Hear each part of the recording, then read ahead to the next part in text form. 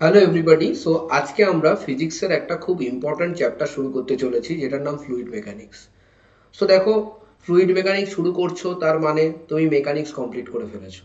ঠিক, মানে তুমি রোটেশনাল করেছো, তুমি গ্র্যাভিটেশন করেছো, তুমি তার আগে মোশন ইন ওয়ান ডাইমেনশন করেছো, মোশন ইন টু ডাইমেনশন করেছো, ওয়ার্ক পাওয়ার এনার্জি করেছো, কলিশন, মোমেন্টাম, হাজারো জিনিস করেছো। এবং ক্লাস ইলেভেনের এই সময়টা এসে তোমার একটা সাবজেক্টের প্রতি ইন্টারেস্ট জন্মেছে অথবা ভয় এসছে। কারণ কি, দুটোর মধ্যে একটা হবে এটা আমি জানি, and I am known to be speaking out facts. So যে অবস্থাই হোক না কেন, আমি তোমাকে একটা জিনিস বলবো, সেটা হচ্ছে হলো, যাই করে থাকো না কেন এখনো অবধি, fluid mechanics is much more easier আর interesting than the mechanics that you have done before. Next, sir আগে যে জিনিসগুলো করেছি সেগুলো কি এখন লাগবে? দেখো, যদি বলে দিই কোথাও লাগবে না তাহলে মিথ্যা কথা বলছি। একটা দুটো প্রবলেম আছে বা টাইপস অফ প্রবলেমস হয় যেখানে তোমার মেকানিক্সের যে ফান্ডামেন্টালসগুলো রয়েছে সেগুলো ফ্লুইড মেকানিক্সেও লাগবে, বাট সেটা খুবই অল্প পার্ট বলে আমি মনে করি। ঠিক আছে, মোস্ট অফ দ্য প্রবলেমস কিন্তু তোমার ফ্লুইডসের কনসেপ্ট দিয়েই ফ্লুইডস হয়ে যাবে, কম্পারেটিভলি অনেক ইজি। আবারও বলছি, সো মন দিয়ে প্রথম থেকে করতে হবে। ফ্লুইড মেকানিক্স আমি আর সময় না নষ্ট করে শুরু করব। সো প্রথমে, as the name suggests, fluid mechanics. So it will deal with fluids বলতে আমরা বুঝি things that can flow. Fluids বলতে আমরা বুঝি things that can flow, তার মানে আমরা কনসিডার করব লিকুইড এবং গ্যাসেস। এই দুটোকে আমরা ফ্লুইডস হিসেবে কনসিডার করব। এবার এদের যে স্টাডি হবে সেটাকে আমরা ফ্লুইড মেকানিক্স বলে থাকি। এবার এর স্টাডি দুটো টাইপের হয়। আমি যদি বলি যে fluid mechanics as a whole, এর স্টাডি আমরা দুটো ভাগে ভেঙে করব। ফ্লুইড মেকানিক্স দু টাইপের হয়। নাম্বার ওয়ান হচ্ছে হলো ফ্লুইড স্ট্যাটিক্স।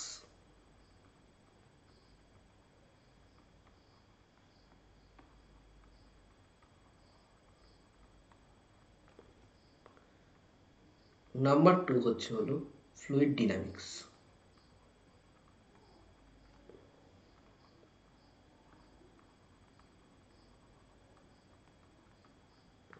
এই দুটো জিনিস, এর মধ্যে ফ্লুইড ডিনামিক্স যেটা আছে এটা আমাদের সেকেন্ড পার্টে পড়ব, আর ফার্স্ট পার্টে আমরা পুরো ফ্লুইড স্ট্যাটিক্সটা পড়ব।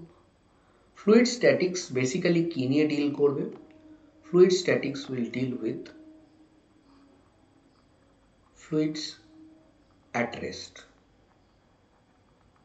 সো প্রথমত আমাদের সলিড এবং ফ্লুইডের ভেতরে যে ডিফারেন্সটা, বেসিক ডিফারেন্সটা, ওটা কিন্তু পড়ে নিতে হবে, বুঝে নিতে হবে। সলিডস আর ফ্লুইডসের মধ্যে যে বেসিক ডিফারেন্স সেটা হলো, আমি কয়েকটা পয়েন্ট করে লিখে দিচ্ছি। এক নম্বর পয়েন্ট, ইন্টারমলিকুলার ফোর্স। খুব ইম্পর্ট্যান্ট জিনিস, আজকে আমরা আলাদা করে কেন পড়ছি? মেকানিক্যাল প্রপার্টিজ অফ সলিড, তারপরে mechanical property of liquid, fluid, what ever. So intermolecular force যেটা, সেটা কিন্তু এখানে অনেক উইকার। ঠিক আছে, ইন্টারমলিকুলার ফোর্স কিন্তু অনেক উইকার। সো যেহেতু এদের ইন্টারমলিকুলার ফোর্স উইক, সেহেতু তুমি যদি এদের উপর কোনো এক্সটার্নাল ফোর্স অ্যাপ্লাই করো তাহলে এরা কি হবে? এরা ছোট হয়ে যেতে পারবে, আবার যদি এটাকে এরকমভাবে বাড়ানোর চেষ্টা করো বাড়তে পারবে। ঠিক আছে, সো এক্সটার্নাল ফোর্স যখন এটার উপর দেবে, ইন্টারমলিকুলার ফোর্স যেহেতু উইকার, সেহেতু এরা কিন্তু কম্প্রেস হতে পারে। কেন বলছি হতে পারে কম্প্রেসিবল? কেন বলছি হতে পারে? তার কারণ হচ্ছে হলো, কোনো কোনো কেসে হতে নাও পারে। লাইক, এই কম্প্রেসিবিলিটির ক্ষেত্রে দুটো পার্ট আছে, একটা লিকুইড, একটা গ্যাস। দেখো, লিকুইডসকে আমরা পুরোপুরি ইনকম্প্রেসিবল ধরবো। আমাদের কোর্সে লিকুইড ইজ ইনকম্প্রেসিবল। গ্যাস, গ্যাসকে আমরা কম্প্রেসিবল ধরবো। যদি কোর্স বলি তাহলে কোর্সে গ্যাস কম্প্রেসিবল, তাই তো? কোর্সে গ্যাস কম্প্রেসিবল, কিন্তু liquid will considered incompressible. But generally আমাদের যে ফ্লুইড মেকানিক্স কোর্সটা করব, এখানে কিন্তু আমরা গ্যাসের কম্প্রেসিবিলিটি নেব না, ফ্লুইডস, টোটাল ফ্লুইডসটাকেই কিন্তু আমরা ইনকম্প্রেসিবল ধরবো।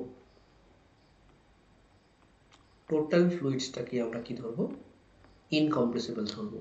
আমি খুব গোড়া থেকে শুরু করছি যাতে কারো কোনো সমস্যা না হয়। যাদের ক্লাস 9-এ ফ্লুইডসের আপথ্রাস্ট বলে চ্যাপ্টারটাতে প্রবলেম হয়েছে, তারা এই তোমাদের কাছে আরেকটা সুযোগ, তোমরা এই চ্যাপ্টারটাকে ঠিক করে নাও, ঠিক আছে? কোনো অসুবিধা থাকবে না। ধীরে ধীরে যদি আমরা করি তাহলে কিন্তু ঠিক হয়ে যাবে, কারণ ওই জায়গাটা ঠিক না করে ইভেন যদি ফ্লুইড স্ট্যাটিক্স করো, তুমি হাইড্রোস্ট্যাটিক্স যদি পড়ো, তাহলেও তোমার জায়গাটা ক্ষতি হবে, সেটা আমরা করবো না, ঠিক আছে? সো গ্যাসেস কম্প্রেসিবল হবে, বাট ফ্লুইড মেকানিক্সের ক্ষেত্রে আমরা বেশিরভাগ সময় দেখবো আমরা যে গ্যাসের কম্প্রেসিবিলিটির যে গল্পটা, এটা আমরা নিচ্ছি না। চিন্তা নেই, তোমরা এমনিই নেবে না, এটাকে আলাদা করে মনে রাখার দরকার নেই, ঠিক আছে? এমনিই তোমরা নেবে না। ওকে গাইস, সো আমরা তাহলে কি পড়তে চলেছি? আমরা ফার্স্ট পার্ট শুরু করতে চলেছি, সেটা হলো ফ্লুইড স্ট্যাটিক্স। ওকে, সো দেখো, ফ্লুইড স্ট্যাটিক্স নিয়ে কথা বলবো বলতে, যারা ক্লাস 9-এ প্রেশার চ্যাপ্টারটা পড়েছো তাদের একটু সুবিধা হবে। সবাই পড়েছো আই গেস। সবার আগে কিছু ইম্পর্টেন্ট জিনিস নিয়ে আলোচনা করে নেব, যেরকম what is density. What is density? ডেন্সিটিকে আমরা রো দিয়ে ডিনোট করব। It is nothing but mass by volume, ঠিক? এটা হলো ডেন্সিটি আমার। এটার ইউনিট কি হয় ডেন্সিটি? স্টেপ বাই স্টেপ আমি দেখো পুরো জিনিসটা করাবো তোমাদের, যাতে কোনো কিছু মিস না হয়। কেজি পার মিটার কিউব, এছাড়াও তুমি গ্রাম পার সেন্টিমিটার কিউব করতে পারো। যদি 1 গ্রাম পার সেন্টিমিটার কিউব হয়, that will be equal to 1000 KG per metre cube. এই যে ডেন্সিটির ভ্যালুটা লিখলাম, এই ভ্যালুটা হচ্ছে হলো density of water at 4 degree Celsius. 4 degree সেলসিয়াসে ওয়াটারের ডেন্সিটি হাইয়েস্ট হয়, সো এটা আমাদের জানা দরকার। এটা ছাড়া মার্কারির ডেন্সিটিটা জানা থাকলে ভালো হয়, অনেক জায়গায় লাগে। 13.6 গ্রাম পার সেন্টিমিটার কিউব। ক্লিয়ার হয়েছে সবার কাছে? এতটুকু অবধি আশা করি কোনো সমস্যা নেই। এত অবধি সবাই বুঝতে পেরেছো?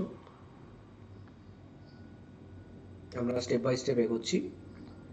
ওকে, সো এইবার দেখো কিছু কোশ্চেন থাকে যেখানে বলা হয় ডেন্সিটি অফ দ্য মিক্সচার বার করো। ধরো একটা এ দেওয়া আছে আর একটা বি দেওয়া আছে, দুটো মিক্সিবল, মানে দুটো তুমি মিক্স করলো। আর বললো ডেন্সিটি অফ দিস মিক্সচার তুমি বার করো। তাহলে তুমি কি করে বার করবে density of the mixture? So step by step দেখো কি করে বার করবে। দেখো এইটা কি, এটার একটা ডেন্সিটি আছে, ডেন্সিটি এ। এটা কি, এটার ডেন্সিটি আছে ডেন্সিটি বি। আর এটা আমরা জানি না, এটা ডেন্সিটি মিক্স।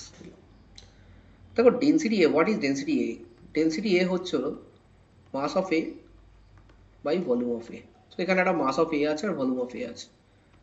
ডেন্সিটি বি হচ্ছে হলো mass of B, volume of B. তাহলে ডেন্সিটি অফ মিক্সচার আমাকে বার করতে হবে। আমরা কি করে বার করবো? দেখো ডেন্সিটি অফ মিক্সচার কি হওয়া উচিত? Mass of the mix by volume of the mix. Mass of the mix হলো mass of A plus mass of B by volume of the mix হলো বি এ প্লাস ভিবি। এভাবে তুমি density of the mixture বার করবে, ঠিক আছে? অনেকে কি করে, দুটোকে যোগ করে ডিভাইড করে দেয়। That is not okay, that is absolutely not okay. একটা কাজ করো, এই টোটাল জিনিসটাকে যে তুমি করলে, এটাকে একটুখানি অন্যভাবেও লেখা যায়, like mass of A plus mass of B. দেখো what is volume? Volume is equal to mass by density, because density is equal to mass by volume. তো এখান থেকে আমি এটা পেতে পারি, ঠিক আছে? করে নাও আরামসে, তাড়াহুড়ো করতে হবে না আমার মতো, ঠিক আছে? তো ভি এটা কি হবে তাহলে? Mass of A by density of A. এটা হলো mass of B by density of B, ঠিক আছে? ঠিক আছে, সো এটা হলো ফর্মুলা, ঠিক আছে? তুমি এটা ইউজ করতে পারো, কারণ কি অনেক সময় কি হবে, ভলিউমটা দিয়ে দেবে না, but density of both the mixtures will be available. But formula তুমি যেভাবে করলাম, যেভাবে আনলাম ফর্মুলাটা, ওটাকে ওইভাবে ইউজ করো। তুমি মুখস্থ করে করে ওইভাবে ফর্মুলা ইউজ করো না, ঠিক আছে? তো কারণ কি অনেক সময় বিশেষত যাদের নিটের ক্যান্ডিডেট তাদের কেসে আমি দেখেছি, ড্রপার্সদের মধ্যে আরও বেশি দেখা যায়, সেটা হচ্ছে হলো তাদের বলা হয় যে এই তো ফর্মুলা ধরে ধরে তোরা লিস্ট করবি আর ফর্মুলা ধরে ধরে অঙ্ক করবি। এবার স্টুডেন্টদের যে বেসিক মানে পেনটা আমি বুঝি যে এত ফর্মুলা আমি মুখস্থ করবো কী করে। দেখো ফর্মুলা মুখস্থ করার একটাই পথ আছে, that is to derive and do and apply as many as numericals on that problem, on that formula. তো তুমি যত অঙ্ক করবে ফর্মুলা তোমার অটোমেটিক মুখস্থ হবে, আর তুমি যতবার ওই ডেরিভেশনটা করবে ফর্মুলা কিন্তু তোমার অটোমেটিক মনের সাথে গেঁথে যাবে। এবং যারা ধরো নিতে পায় কিংবা যেইতে পায় তারা কিন্তু এইভাবেই করে। এবার হ্যাঁ, at the end of the day ওরা এতবার এই জিনিসটাকে করে ওদের ফর্মুলাগুলো মুখস্থ হয়ে যায়, কিন্তু they have never pressurise their brain with list of formulas.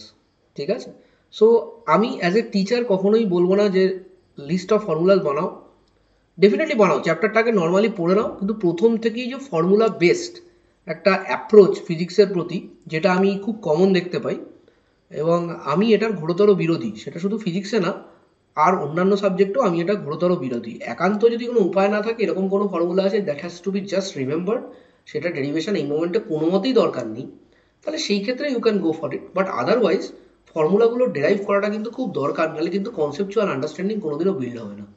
ঠিক আছে, আর মাথায় রাখবে একটা চ্যাপ্টার কিন্তু তুমি পড়ছো না। ধরো আমি তোমাকে যখন পড়াচ্ছি আমি একটা চ্যাপ্টার পড়ছি, আমার কিন্তু একসাথে একটা চ্যাপ্টার মাথায় রাখলেই হয়ে যাবে। তাই জন্য টিচারদের জন্য ব্যাপারটা যতটা ইজি, স্টুডেন্টদের জন্য মোটেই অতটা ইজি না। ঠিক আছে, টিচারদের তোমার দেখে মনে হতে পারে বাইরে থেকে স্যারকে তো যে অঙ্ক দিচ্ছি সে অঙ্ক নামিয়ে দিচ্ছে। আরে ভাই, স্যার ওই মোমেন্টে ওই মোডেই আছে, তার উপরে একটা সাবজেক্ট পড়ছে। তোকে কিন্তু তিনটে সাবজেক্ট মাথায় রাখতে হবে এবং একসাথে অতগুলো চ্যাপ্টার একসাথে, মনে রাখ এই জিনিসটা। সো কারোর সাথে চট করে কম্পেয়ার করবি না যে স্যার পাচ্ছে মানে আমি পারবো কি, এক্সেট্রা যেই হোক না কেন। আমাদের লোড আর তোদের লোডের মধ্যে অনেক ডিফারেন্স। আমরা চাইলেও এখন তোদের বয়সে গিয়ে তোদের মতো পারফরমেন্স করতে পারবো না, বিলিভ ইট অর নট। আমরা বলতে আমি আমাদের টোটাল টিচার কমিউনিটির কথাই বলছি। এবার যদি কেউ যদি মনে করে যে আমি ভুল বলছি, তা ঠিক আছে, আমি ভুল বলছি, আমি তার থেকে ক্ষমা চেয়ে নিতে পারি, কিন্তু আমার যেটা মনে হয় আমি সেটা বলছি। ঠিক আছে, তো তোদের কিন্তু খুব ব্রেনের প্রতিটা সেলকে খুব যত্ন সহকারে ইউজ করতে হবে, সেভাবে এগোবি। ঠিক আছে, এবার যদি বলে এর কি স্যার কোনো ফর্মুলা আছে, দেখ দুটোর যদি ইকুয়াল মাস হয়, ধর m a is equal to m b হয়ে গেল, ইজ ইকাল টু ধর এম, এরকম ধর দিয়ে দিয়েছে, তাহলে দেখ এই যে মিক্সের যে ফর্মুলাটা সেটা কি দাঁড়াচ্ছে দেখি। তাহলে এটা 2m হয়ে যাবে আর এটা হয়ে যাবে m by rho a plus m by rho b. এবার তাহলে দেখ এখান থেকে 2m আর এখান থেকে m কমন নিয়ে নে, 1 by rho a plus 1 by rho b. এবার দেখ একটা m কেটে যাচ্ছে। ঠিক আছে, তাহলে এখানে কি দাঁড়াচ্ছে 2, আর নিচটাতে দেখ আমি যদি rho a rho b LCM করি তাহলে এখানে কি আসবে rho b plus rho a. তাহলে এখানে ফাইনাল অ্যান্সার এলো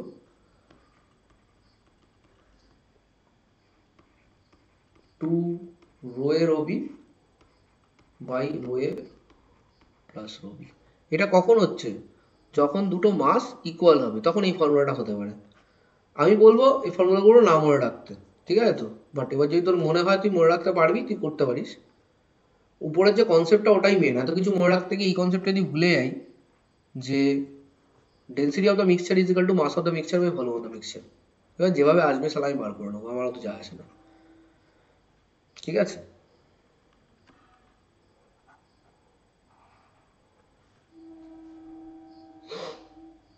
আচ্ছা sir rho one plus rho two divided by two অনেকে করে, স্যার এটা কি করা যাবে? করা যেতে পারে, দেখাচ্ছি আমি। তুই যদি এই সেম ইয়েতে ভলিউমটা যদি সেম হয়, ধর V A is equal two VB is equal two V হলো, তাহলে রো অফ মিক্স কি ছিল আমি যদি আরেকবার লিখি, that was total mass of the mixture divided by v a plus v b. এবার দুটো ভলিউম যদি সেম হয় তাহলে নিচে এটাকে আমি 2v লিখতে পারি, m a plus m b by নিচে 2v।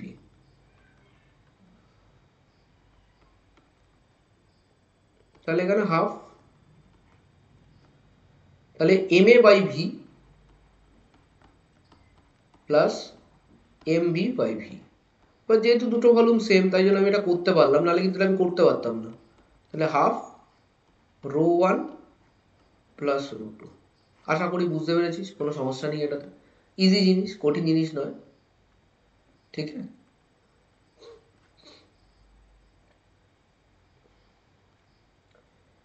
ওকে, একটা অঙ্ক করা যাক, কি বলিস?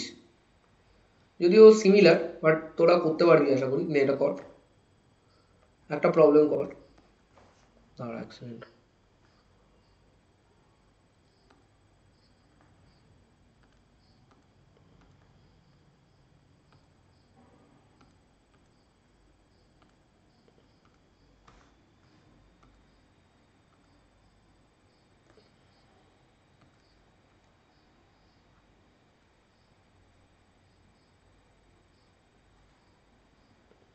চল, এখানে বলে যে density of A mixture is, mixture বলে ডেন্সিটি অফ দ্য মিক্সচার বলে দিয়েছে। ডেন্সিটি অফ দ্য মিক্সচার বলেছে 4 গ্রাম পার সিসি। খুব ভালো। বলেছে এটা তখনই তৈরি হচ্ছে when there is 3 gram per CC, একটা বলেছে 3 গ্রাম পার CC of volume V is added with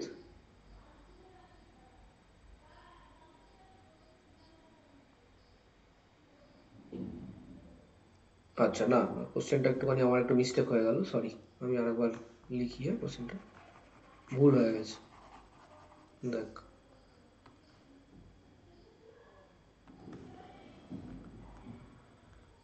বলছে যদি আমি ইকুয়াল মাস নিই, equal mass of two substances, তাহলে আমার ডেন্সিটি অফ মিক্স আসছে 4 গ্রাম পার সিসি। যদি আমি ইকুয়াল ভলিউম নিই তাহলে ডেন্সিটি অফ দ্য মিক্স আসছে 3 গ্রাম পার সিসি। বুঝেছিস? এবার কি বার করতে হবে? এখানে রো ওয়ান রো টু বার করতে হবে। মানে রো ওয়ান কি হবে, রো টু কি হবে, কি করে বার করবো? বলবি স্যার এখানে তো ফর্মুলা লাগবে। হ্যাঁ, ডেফিনেটলি এখানে ফর্মুলা লাগালে ইজি হবে, বাট আমি ফর্মুলা না লাগিয়ে করছি, তোরা ফর্মুলা লাগিয়েও করতে পারিস। বলছি equal mass of two substances, case one. তো কেস ওয়ানে প্রথমটারও মাস এম, তারপরটারও মাস এম। ঠিক আছে, ভলিউম আমি জানি না, কোনো অসুবিধা নেই, ভলিউম আমার জানার দরকারও নেই। আচ্ছা, তো ভলিউম আমি V1 ধরলাম, V2 ধরলাম, অসুবিধা নেই কোনো। আচ্ছা, তাহলে রো মিক্সের ফর্মুলা কি হবে? রো মিক্সের ফর্মুলা হবে 2m by V1 plus V2, তাই তো? এবার রো মিক্স কত? রো মিক্স হলো 4, 2m। এবার দেখ এখানটা এটাও m আসতে পারে, m by rho one plus m by rho two. আমার সময় বেশি লাগবে ফর্মুলা ছাড়া করলে, খুব স্বাভাবিক বিষয়। 2 2 কেটে গেল, 2 ও কেটে যাবে, এটা আসবে rho one rho two by rho one plus rho two, এটা হবে। তাহলে এটা 2 into rho one plus rho two is equal to rho one rho two. ठीक है, এটা আসবে, এটা একটা ইকুয়েশন হলো। এবার হলো কেস টু। কেস টুতে বলছে 3 আসবে। ঠিক আছে, কেস টুতে অ্যান্সার কি আসবে? আমি কি কিছু ভুল করলাম? একটু ছোট্ট মিস্টেক হয়ে গেছে, ইকুয়াল অনেকবার মিস্টেক হয়ে যাচ্ছে। ঠিক আছে, চল এটা দিয়েই করি, অসুবিধা কি আছে, দেখা যাবে যা হবে হবে। বলছে এবার যদি ইকুয়াল ভলিউম নেয়, তো ইকুয়াল ভলিউম নিলে ফর্মুলাটা ইজি আছে, মনেও আছে, rho one plus rho two is equal to 3 বলেছে বাই 2 হবে, তাহলে এটা 6 বসিয়ে দিলাম। তাহলে দেখ, এইটা একটা ইকুয়েশন, এটা একটা ইকুয়েশন। এই ইকুয়েশনটা যদি আমি 6 বসিয়ে দিই তাহলে এটা হবে 12 is equal to rho one plus rho two, এই rho one into rho two, rho one into rho two হলো 12। ঠিক আছে, তাহলে এরপরে তোকে এই দুটোকে সলভ করতে হবে, খুব স্বাভাবিক। এই দুটো সলভ করা খুব ডিফিকাল্ট হবে এখানে, কারণ কি আমি একটু গন্ডগোল দিয়েছিলাম কোশ্চেনটা, বাট করা যাবে, তাই তো? এদেরকে সলভ করা যাবে, এটাকে একটা কোয়াড্রেটিক ইকুয়েশন আসবে এখানে। সো দিস উইল বি, আমি যদি রো টুটা আগে বার করি, 12/ρ2 প্লাস ρ2 ইজ ইকাল টু 6, তাহলে আসছে তো 12 plus ρ2 square minus 6 rho is equal to 0। So এটাকে তুই সলভ করলে তুই পেয়ে যাবি তোর অ্যান্সার, ρ2 ভ্যালু পেয়ে যাবি, আর ρ2 পেয়ে গেলে ρ1ও পেয়ে যাবি। ঠিক আছে, একটু আমার ডেটা কালেকশন একটু গন্ডগোল ছিল অঙ্কটাতে, বাট অঙ্কটা যে নর্মাল প্রবলেম, এটার মধ্যে খুব একটা হাইফাই কিছু নেই। চলো আর একটা কোশ্চেন করি আমরা। আমাদের ফার্স্ট লেসন আজকে কি দিয়ে হচ্ছে, ডেন্সিটি দিয়ে শুরু হয়েছে, তাই তো? আচ্ছা, inner radius and outer radius of a hollow sphere. Okay, next question বলছে inner radius and outer radius of a hollow sphere, তার মানে আর দিয়ে দিয়েছে, আর দিয়ে দিয়েছে, হলো স্ফিয়ার বলে দিয়েছে। আর হলো 2 সেন্টিমিটার, এটা হলো 4 সেন্টিমিটার। আচ্ছা, mass of the hollow sphere বলে দিয়েছে। ওকে, খুব ভালো, mass of the hollow sphere is 2.2 KG. বলেছে তোমাকে বার করতে হবে density of the material, density বার করতে হবে, কোনো অসুবিধা নেই। দেখো হলো স্ফিয়ারের ভলিউমের ফর্মুলা কি? হলো স্ফিয়ার মানে কি? হলো স্ফিয়ার হলো এইটা একটা আছে, এটা একটা আছে, এই পার্টটাতে ম্যাটেরিয়াল থাকে, তাহলে ভলিউম আমি কোনটা নেব? এই ম্যাটেরিয়ালের এই পার্টটা নেব। সেটা কি করে বার করে? টোটাল ভলিউম মাইনাস এই ভেতরের ভলিউমটা, তাহলে টোটাল ভলিউম হলো 4/3 pi capital R cube, minus ভেতরের যে ভলিউমটা সেটা কি হবে? 4/3 পাই স্মল আর কিউ। এবার এটাকে তোমাকে সলভ টলভ করতে হবে। তো 4/3 পাই কমন যাবে, আর কিউব মানে 4 কিউব মানে হচ্ছিল 64, মাইনাস 2 কিউব মানে 8, মানে তোমার 56, এটা হচ্ছে। ঠিক আছে, আচ্ছা এবার যদি ডেন্সিটি বার করতে বলে, ডেন্সিটি তো ইজি হয়ে গেল, তাহলে মাস কত? 2.2। আচ্ছা, এটা কিন্তু সেন্টিমিটার আছে, সো এটাকে আমি গ্রামে নিয়ে নিচ্ছি। 1000 ডিভাইডেড বাই 4/3 পাই ইন্টু 56। কিছু করা যাবে দেখি তো। 2200 4/3 ইন্টু 22/7 ইন্টু 56। 7 দিয়ে 56 কেটে যাবে 8, 22 দিয়ে 22 কাটবে 100, 4 দিয়ে 100 কাটবে 25, খুব ভালো লাগছে। এই তিনটা উপরে চলে যাবে 75, তো 75/8 আসছে আমার, 75/8 গ্রাম পার সিসি। ঠিক আছে, বুঝতে পেরেছি সেটা। তো এটা তো একদম ইজি কোশ্চেন ছিল, তাই না? কোনো সমস্যা ছিল না, ইজি কোশ্চেন ছিল। এগোবো আমরা।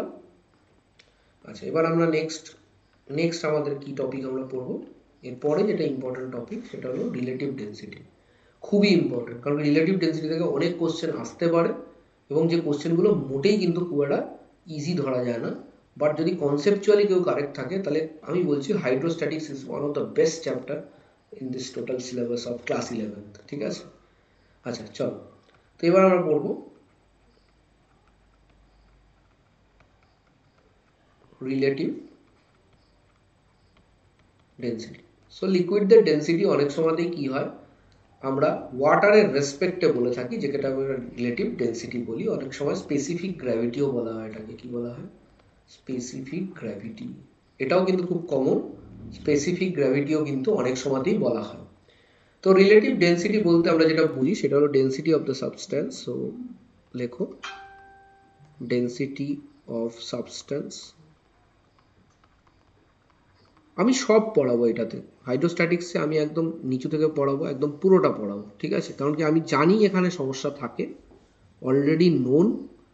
তো আমাদের পুরো জিনিসটাকে কারেক্ট করে স্টেপ বাই স্টেপ যেতে হবে হাইড্রোস্ট্যাটিক্সে। কোনো রকম তাড়াহুড়ো করলে কিন্তু পুরো ফ্লুইডটা নষ্ট হয়ে যাবে, সেটা আমরা করব না। ঠিক আছে, ডেন্সিটি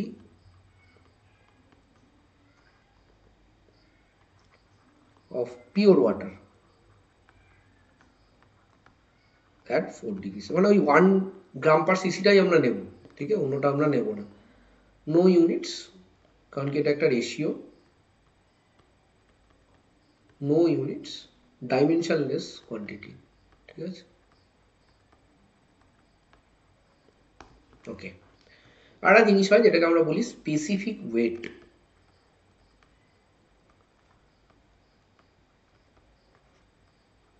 স্পেসিফিক ওয়েট কিছুই না, weight by volume, that is mg by v অথবা রো ইন্টু জি, এটাকে স্পেসিফিক ওয়েট বলে, মাথায় রাখবে।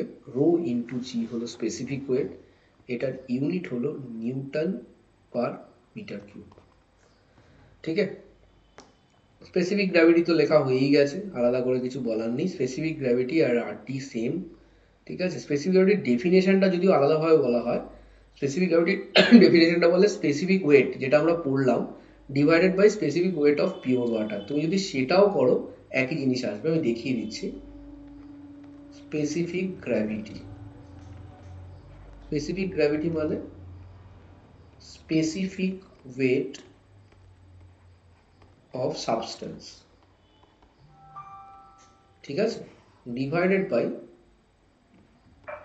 Specific weight of water, definitely at 4 degree Celsius এবং পিওর ওয়াটার। ঠিক আছে, সো এটা হলো specific weight of substance, rho G হবে, আর এটা হবে দেখো রো ডব্লিউ জি। তো জি জি কেটে গেল, তাহলে সেই রো বাই রো ডব্লিউ আসছে, that is nothing by but relative density.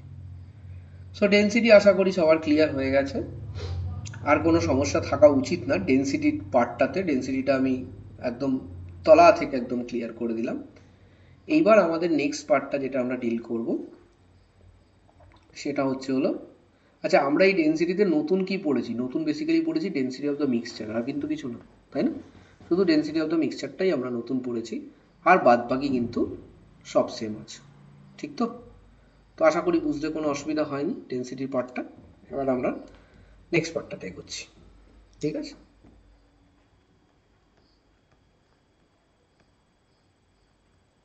Pressure খুব ইম্পর্ট্যান্ট। প্রেশার কি জিনিস? Magnitude of normal force acting per unit surface area. দেখো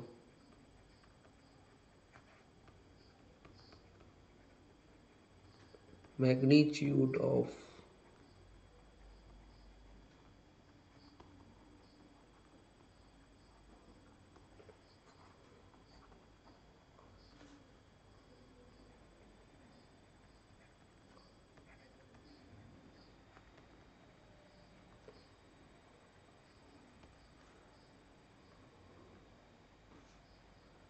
সো দেখো যদি কোনো এরকম কোনো সারফেস হয়, ধরো সেখানে যদি এরকম কোনো ফোর্স অ্যাক্ট করে, তাহলে কিন্তু তুমি এই ফোর্সটাকে নিলে হবে না। এটা ধরো থিটা আছে, তাহলে তোমাকে এখানে এফ কস থিটাটা নিতে হবে।